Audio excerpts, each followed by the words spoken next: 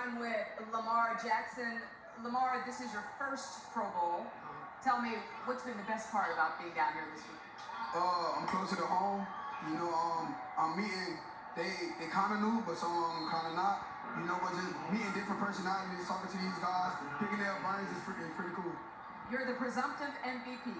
What would it mean to you to win it in this just your second season?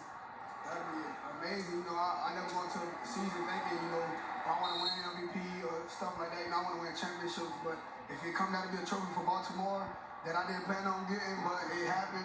But, you know, I want the Lamar. That's my trophy I want. But if I get it, I'm going to be grateful. Well, we all in Baltimore, we hope you get it.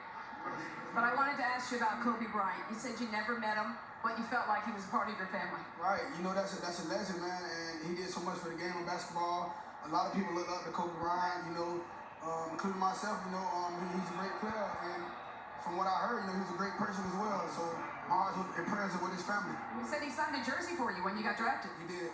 Yeah. What's that mean to you? It means a lot. That's one of the GOATs.